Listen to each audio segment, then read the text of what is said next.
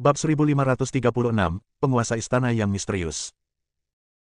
Tapi Tuan Pudu tidak memperhatikan aura pihak lain, yang membuatnya bertanya-tanya, bukankah Xuan Zhen datang ke sini?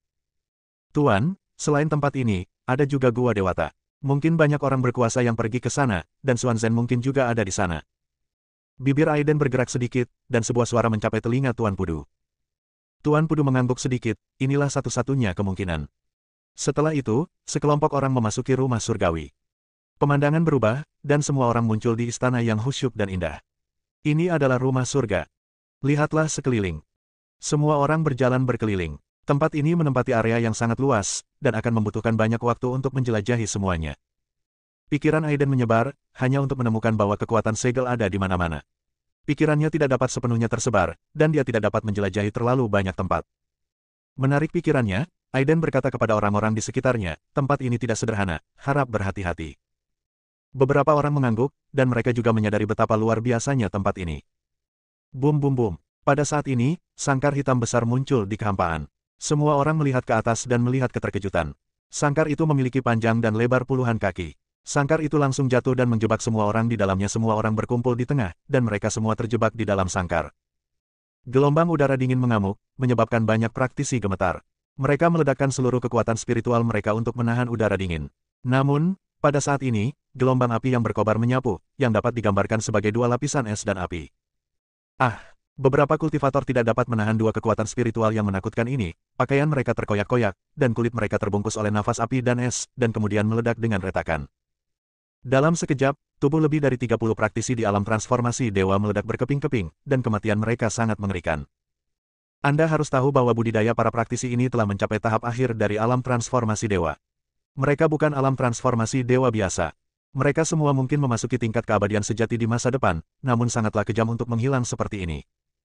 Bagaimana mungkin? Beberapa orang yang pemalu berlutut ketakutan dan bergumam, kita pasti masuk ke rumah surga tanpa izin, dan membuat penguasa istana sangat marah dan menghukum kita untuk membunuh kita.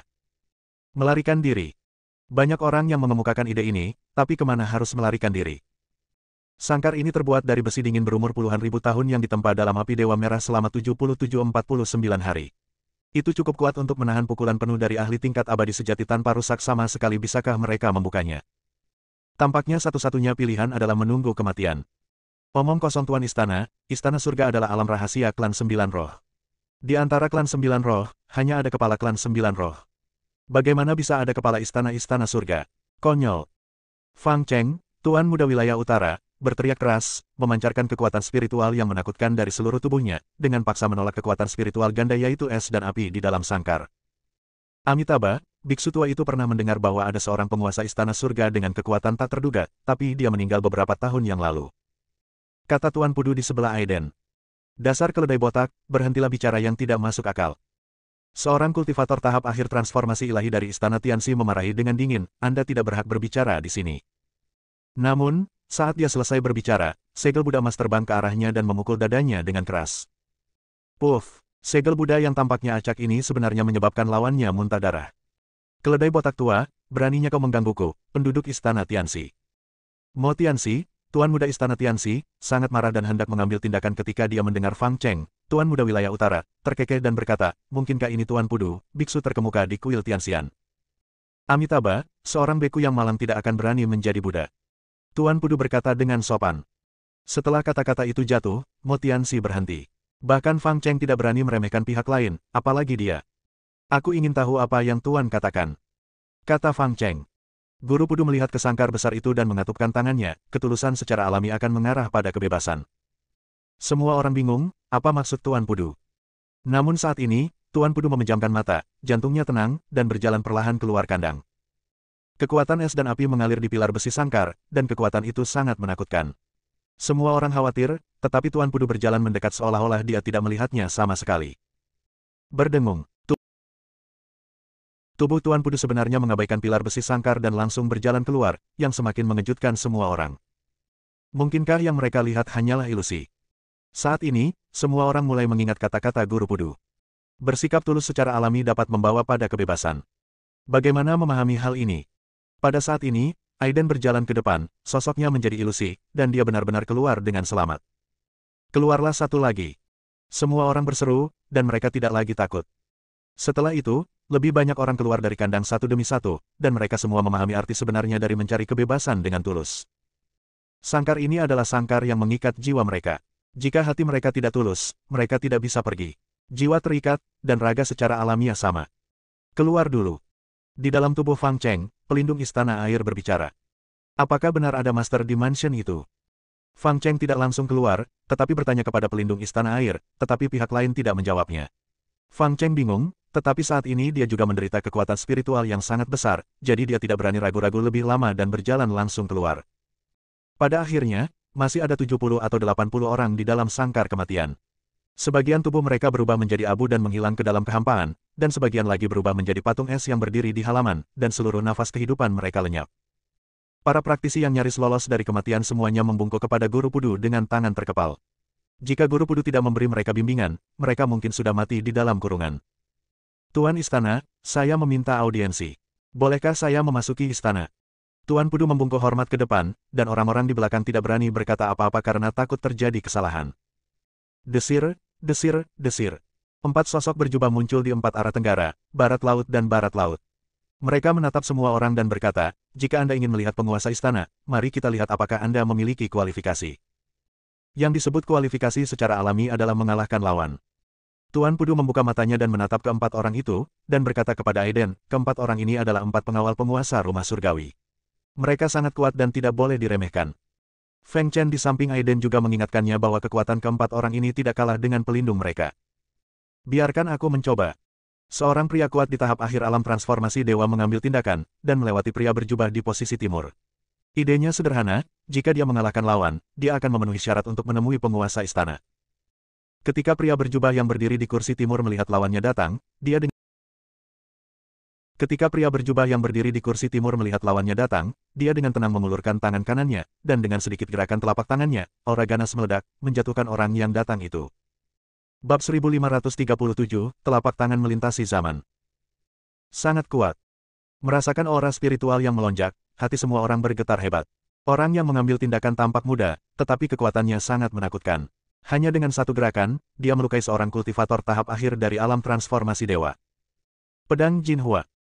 Kultivator di tahap akhir alam dewa transformasi mengeluarkan sedikit busa darah dari mulutnya, tetapi tidak mau kalah, dia benar-benar mengambil tindakan lagi, menjepit jari-jarinya, dan mengembunkan pedang emas untuk membunuh orang di timur.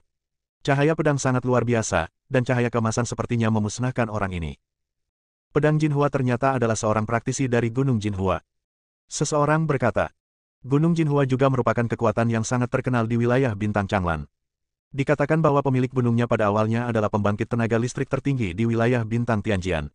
Setelah Dao Dao berhasil, dia menerobos ruang angkasa dan datang ke wilayah Bintang Changlan untuk mendirikan Gunung Jinhua memaksa dan menyatukan wilayah sekitarnya. Orang yang mengambil tindakan adalah murid Gunung Jinhua, dia sangat kuat, dan niat pedangnya yang mengerikan meluncur turun untuk menembus tubuh lawan. Tetapi pada saat ini, pria di timur melambaikan lengan jubahnya, dan formasi Bagua muncul di kehampaan di depannya. Ribuan cahaya terpancar dari formasi tersebut, seperti cermin ajaib, menyerap semua cahaya pedang emas yang datang ke arahnya dia. Telan semuanya. Di bawah tatapan ngeri semua orang, cahaya pedang yang tak terhitung jumlahnya diproyeksikan ke cermin, satu demi satu menembaki tubuh murid Gunung Jinhua. Cek cek cek, suara cahaya pedang yang menembus tubuh terus terdengar, dan murid Gunung Jinhua itu menyemburkan darah dari mulutnya, dan tubuhnya ditutupi dengan pedang-pedang itu. Kematiannya sangat mengerikan. Tubuhnya jatuh di depan semua orang, dan darah mengalir ke tanah ke segala arah. Dalam persepsi semua orang, vitalitasnya dengan cepat hilang. Mati, mati. Mereka dibunuh secara langsung. Mereka adalah murid Gunung Jinhua. Bukankah orang-orang ini takut akan pembalasan dari Gunung Jinhua? Bagaimana mereka bisa takut? Belum lagi latar belakang klan 9 roh yang buruk, rumah Tianzi juga memiliki sejarah yang panjang. Jika Anda berani menyerang mereka, Anda harus mempertimbangkan apakah Anda memenuhi syarat. Dalam hal ini, kematian murid Jinhua San itu sia-sia. Apalagi pihak lain juga membuat takut masyarakat lain, sehingga yang belum mengambil tindakan tidak berani melakukannya lagi. Jika kamu hanya memiliki kekuatan sekecil ini, kembalilah kemanapun kamu berasal. Mendengar ini, ekspresi semua orang tiba-tiba menjadi malu. Saat ini, mereka berada dalam dilema. Jika mereka benar-benar keluar, mereka akan ditertawakan oleh semua orang, yang akan menjadi aib seumur hidup bagi mereka. Tapi apa yang bisa saya lakukan jika saya masuk? Bukan lawan-lawan. Kalau ada yang masih mau ambil tindakan, bisa ambil tindakan sekarang. Kalau tidak mau ambil tindakan, pergi saja. Pria itu mengulangi lagi, tempat ini tidak ada hubungannya denganmu. Bagaimana mungkin aku, Tuan Muda Istana Tianxi yang agung, mundur dalam aib seperti itu? Mo Tianxi mendengus dingin, dan mengeluarkan aura abu-abu untuk membunuh lawan. Aura abu-abu itu tidak tajam, dan bahkan terlihat agak biasa, tetapi ketika terbang ke arah orang di timur, mata lawan juga menunjukkan ada kesungguhan. Lihat wajahnya, jelas cahaya abu-abu ini tidak sederhana. Menghancurkan. Pria itu mengeluarkan suara dingin, lalu dengan lembut menekan jari-jarinya ke bawah, menyebabkan riak di udara, dan kemudian cahaya abu-abu menghilang. Mo Tianxi melangkah maju, tubuhnya tiba-tiba terbang, dan dia mendorong ke depan dengan kedua tangannya, menyebabkan gelombang turbulen mengalir ke depan dengan gila-gilaan. Teknik makan gelombang. Pada saat ini, seolah-olah kekuatan langit dan bumi yang dahsyat sedang memberkati ombak, membanjiri langit dan bumi. Mati! Mo Tianxi berteriak dengan keras, dan sosok besar berjubah abu-abu muncul di belakangnya. Itu, ekspresi semua orang berubah drastis saat melihat adegan ini. Itu adalah warisan kaisar jahat dari Istana Tianxi. Dikabarkan bahwa pendiri Istana Tianxi adalah makhluk tertinggi di dunia, yang dikenal sebagai kaisar jahat. Bertahun-tahun yang lalu, dia sendirian membunuh koalisi ratusan kekuatan dan memberikan tekanan ke segala arah. Namun pada akhirnya, kita tidak tahu kenapa. Kaisar jahat menghilang secara tak terduga, seolah-olah dia telah menguap dari dunia. Setelah beberapa tahun, Istana Tianxi berangsur-angsur menurun, tidak lagi sejahtera seperti sebelumnya, dan akhirnya menyusut menjadi kekuatan berukuran sedang. Masih sama sampai sekarang. Meski begitu, tidak ada yang berani meremehkannya. Meremehkan Istana Tianxi, karena ada warisan yang ditinggalkan oleh kaisar jahat di Istana Tianxi. Dengan warisan ini, kita dapat menghidupkan kembali seluruh istana kaisar jahat. Semua orang melihat sosok menakutkan di belakang Mo Tianxi. Mungkinkah itu sosok kaisar jahat? Jika ini benar, bukankah berarti Mo Tianxi adalah orang yang bisa menghidupkan kembali Istana Tianxi? Melihat sosok itu, bahkan Tuan Muda dari wilayah utara tampak serius. Dia juga telah mendengar rumor tentang kaisar jahat, di era yang jauh itu, wilayah utara mereka hanyalah sebuah keberadaan kecil di mata kaisar jahat, tidak layak untuk disebutkan semua. Baru setelah kaisar jahat menghilang dan Istana Tianxi menolak, wilayah utara mereka mampu saling mengalahkan. Mo Tianxi menghormatinya sebelumnya. Dia pikir Mo Tianxi tidak lebih dari itu, tapi sekarang sepertinya dia terlalu kecil. Jika Mo Tianxi menerima warisan kaisar jahat, statusnya akan lebih tinggi darinya. Faktanya, mereka di Northern Territory ingin memenangkan Istana Tianxi terlebih dahulu. Mungkinkah itu sosok kaisar jahat? Aiden bergumam dengan suara rendah. Dia hanya mendengar tentang legenda kaisar jahat, tapi belum pernah benar-benar melihatnya. Itu sudah merupakan hal yang sangat jauh, dan dia hanyalah seorang junior. Amitabha, jika kaisar jahat masih ada di dunia, dia mungkin sudah mencapai puncaknya.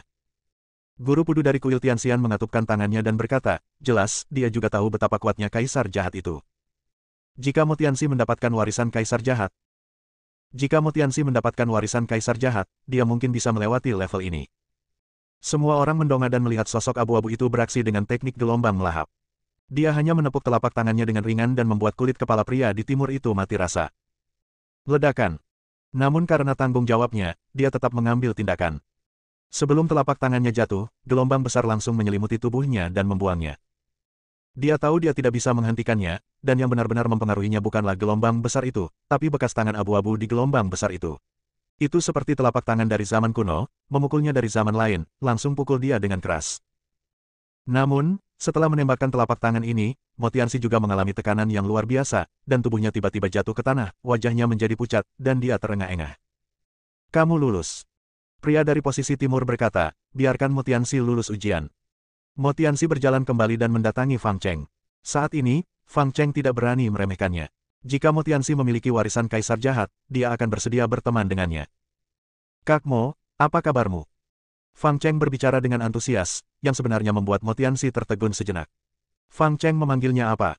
Kakak Mo. Apakah hubungan keduanya sudah sampai pada titik ini? Kak Mo, sosok apa yang ada di belakangmu tadi? Sangat kuat. Fang Cheng bertanya dengan sengaja atau tidak sengaja. Bab 1538, Keluarga Zuokyu. Siapa? Kata-kata Fang Cheng membuat Mo Tianxi bingung. Sepertinya tidak ada sosok dalam ingatannya. Fang Cheng tertawa acuh tak acuh, lalu melambaikan tangannya dan berkata, bukan apa-apa. Dia hanya mengatakan bahwa Mo Tianxi tidak ingin mengatakannya, tapi itu bisa dimengerti. Dia memiliki rahasia besar yang tersembunyi di dalam dirinya, dan tidak ada orang lain yang akan mengatakannya dengan mudah. Tapi dia hanya perlu tahu. Apa yang tidak diketahui Fang Cheng adalah bahwa Mo Tianxi sebenarnya tidak tahu apa yang tersembunyi di tubuhnya. Dia tidak berpura-pura sama sekali, dia benar-benar tidak memiliki kesan. Kemudian, Fang Cheng juga mengambil tindakan. Tidak ada keraguan tentang kekuatannya. Dia mengalahkan para penjaga di barat dan mendapatkan kesempatan untuk memasuki aula. Hal ini juga diharapkan oleh semua orang. Yang mengejutkan semua orang, gadis yang memegang kunci istana surgawi berhasil melewati ujian lawan dan dengan mudah mengalahkan penjaga di utara. Segera setelah itu, banyak orang kuat mengambil tindakan dan bergiliran melawan para penjaga yang menjaga tempat ini. Ada yang tersingkir sementara ada yang berhasil. Tetapi Aiden tidak pernah mengambil tindakan.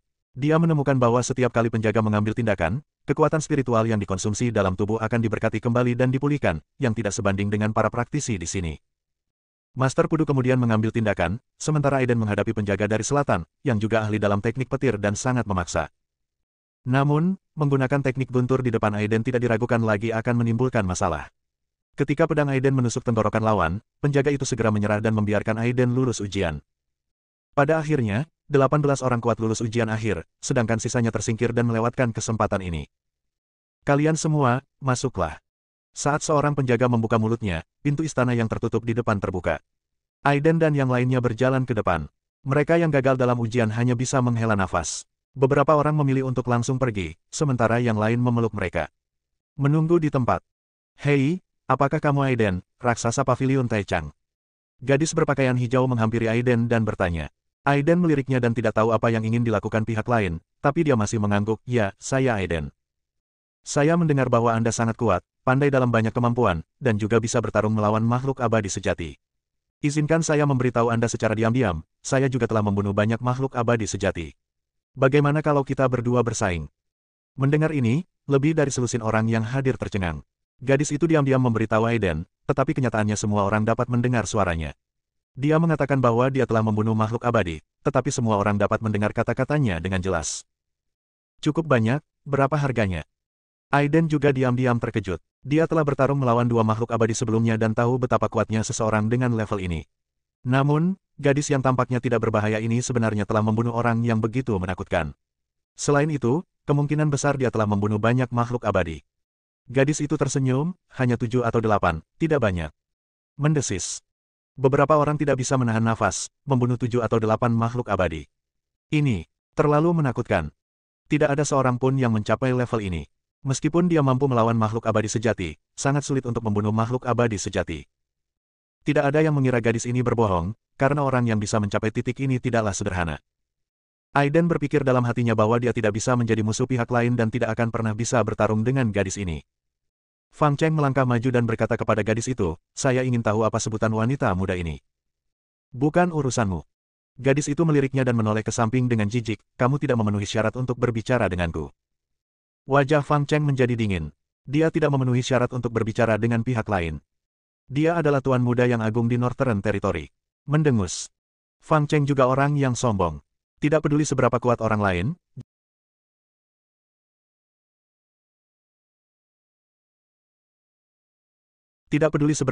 lain, jika dia tidak ingin berteman dengannya, tidak perlu melangkah maju untuk menyenangkannya lihat orang lain lagi. Namun, semua orang bisa merasakan kemarahan yang datang darinya. Tuan muda dari wilayah utara marah dengan kata-kata gadis itu. Tidak ada yang mengkhawatirkan keselamatan gadis itu karena itu sama sekali tidak diperlukan. Jika Fang Cheng tidak bodoh, dia tidak akan pernah menjadi musuhnya. Selain itu, gadis itu mengatakan bahwa dia telah membunuh 7 atau 8 makhluk abadi, tetapi dia tidak mengatakan makhluk abadi seperti apa mereka. Bagaimana jika itu adalah puncak keabadian sejati di tahap akhir keabadian sejati? Meski mustahil semua orang mengingatnya, gadis di depannya benar-benar tidak bisa dinilai dengan akal sehat. Belum lagi yang lainnya, bahkan jika mereka berada di tahap tengah True Immortal, bisakah mereka bertahan? Aku tidak ingin memulai pertengkaran denganmu. Aiden berkata pada gadis berbaju hijau. Aku merasakan aura yang sangat berbahaya darimu. Gadis berbaju hijau sedikit menyipitkan matanya. Aiden juga sangat luar biasa, dan sangat mungkin dia bisa melawannya.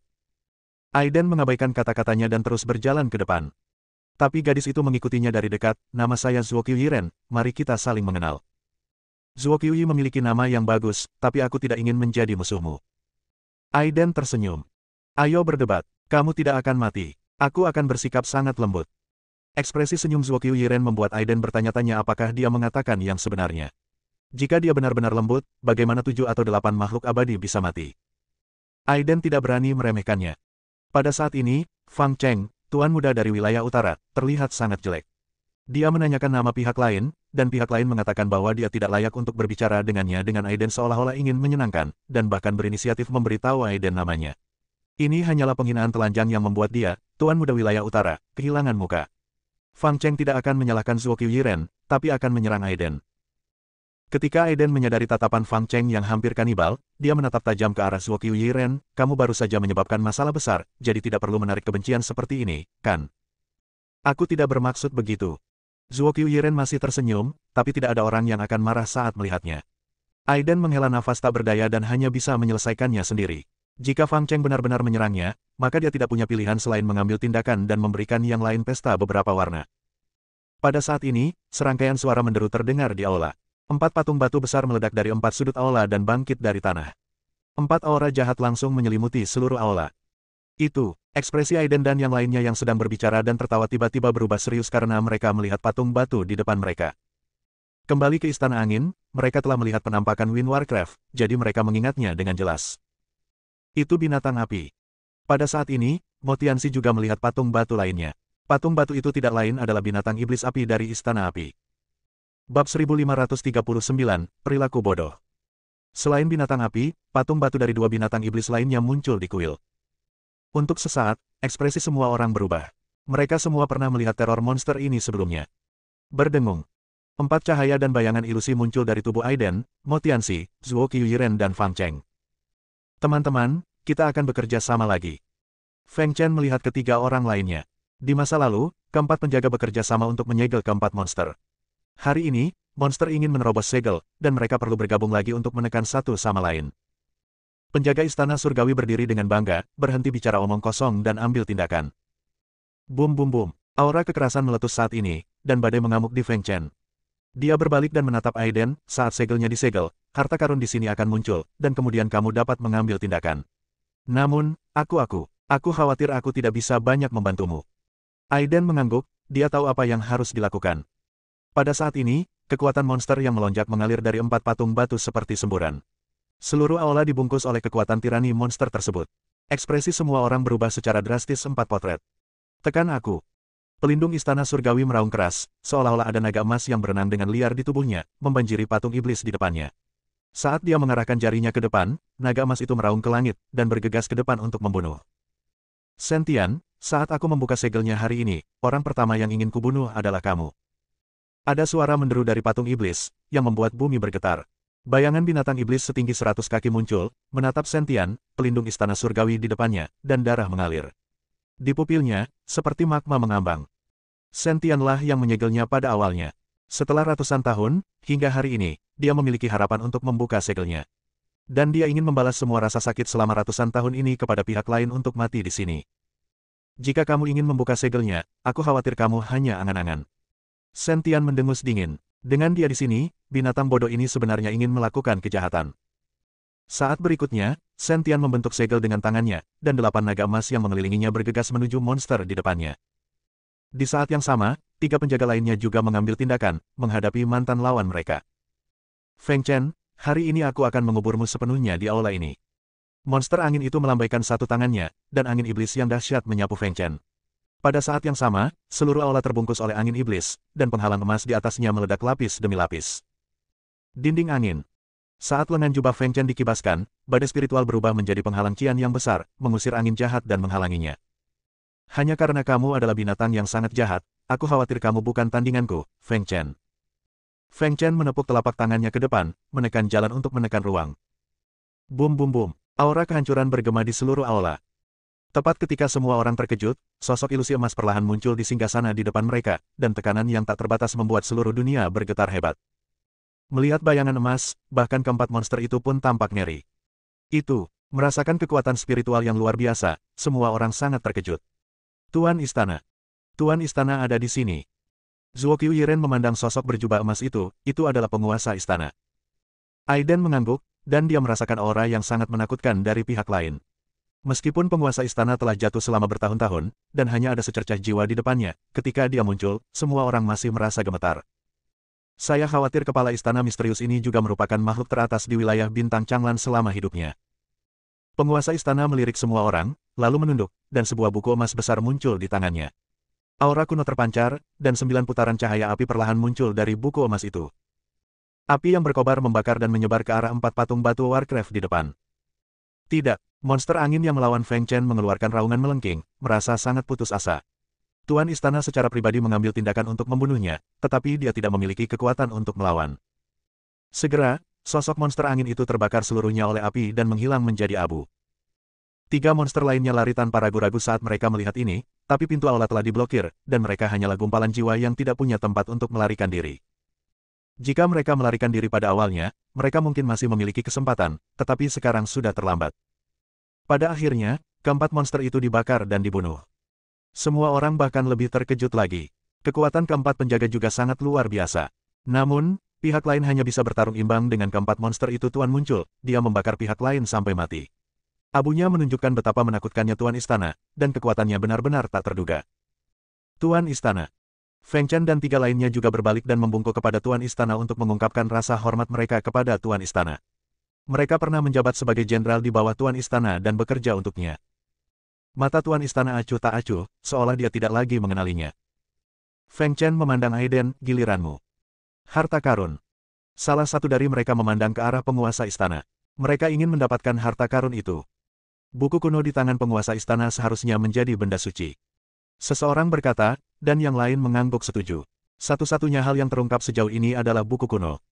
Aku akan mencobanya dulu. Seorang pria kuat dari Sekte Xuanming bergegas maju, seolah-olah berubah menjadi embusan angin. Dia mendatangi Tuan Istana dan mengambil buku emas besar itu. Orang kuat dari Sekte Gulan. Lebih baik bagiku, orang kuat dari Sekte Gulan, memahami buku kuno ini. Orang kuat dari Sekte Gulan sangat mendominasi. Dia mengulurkan tangannya dan meraih buku kuno itu. Pada saat yang sama, dia memukul lengan yang jatuh dengan telapak tangannya yang lain. Sangat marah. Orang kuat dari Sekte Xuanming berteriak dengan dingin. Jika pihak lain ingin mendapatkan buku kuno itu sambil memukul mundurnya, itu akan sangat tidak menghormati dia. Pada saat ini, cahaya kemasan menyilaukan keluar dari buku kuno dan menyerbu ke dalam pupil kedua orang itu. Ah! 2 jeritan melengking terdengar. Kedua orang itu menutup mata dan tubuh mereka terbang keluar. Ketika dia melihat kedua orang itu lagi, mereka sudah tergeletak di tanah berguling-guling, dan darah mengalir keluar dari mata mereka. Mataku. Mataku tidak bisa dilihat. Kedua orang itu mengulurkan telapak tangan mereka, dan mata mereka menjadi gelap, mata mereka buta, tetapi mereka beruntung, setidaknya mereka tidak mati. Buku-buku lama tidak mudah didapat. Mo Tianxi melirik mereka berdua dengan mengejek. Tak satu pun dari mereka yang tahu identitas kepala istana. Dalam hal ini, mereka tidak tahu apa itu buku kuno. Kedua idiot ini berani langsung mengambilnya melakukannya sendiri. Mencari kematian. Bab 1540, Kaisar Jahat dan Kepala Istana. Kode suci harta karun surgawi adalah benda ketuhanan tertinggi di tangan penguasa istana. Meskipun penguasa istana saat ini hanyalah secercah jiwa, tetap tidak mudah untuk mendapatkan kode suci harta karun surgawi. Dari ketua istana, Feng Chen membuka mulutnya dan berkata kepada semua orang. Saat ini, sosoknya menjadi semakin ilusi. Aiden sedikit khawatir, apakah Feng Chen akan menghilang. Hal yang sama juga terjadi pada ketiga penjaga lainnya, seolah nafas mereka tidak stabil dan akan musnah sewaktu-waktu. Amitabha, biksu tua, datang dan coba. Master Pudu, seorang biksu terkemuka dari kuil Tianxian, melangkah maju dan mengambil buku kuno itu di depan perhatian semua orang. Si tua botak ini. Mo Tianxi mengutuk secara diam-diam. Meskipun dia membenci apa yang disebut biksu terkemuka di kuil Tianxian, dia harus mengakui bahwa mereka memang sangat kuat, dan guru Pudu terkenal tidak hanya di kuil Tianxian, tetapi juga di seluruh wilayah Bintang Changlan. Semuanya adalah tokoh yang sangat terkenal, dan tidak ada yang berani meremehkannya. Master Pudu mengatupkan kedua tangannya, dan aliran cahaya merah terbang menuju buku kuno di depannya, lalu mendarat di buku kuno itu dan berkomunikasi dengannya. Semua orang diam-diam menunggu hasil akhirnya. Guru Pudu sangat dihormati, jadi dia seharusnya memiliki harapan untuk mendapatkan buku kuno itu, pikir semua orang dalam hati. Namun banyak orang yang tidak ingin Guru Pudu mendapatkan kitab kuno tersebut, lagi pula hanya ada satu kitab kuno yang didapat, berarti mereka kalah bersaing.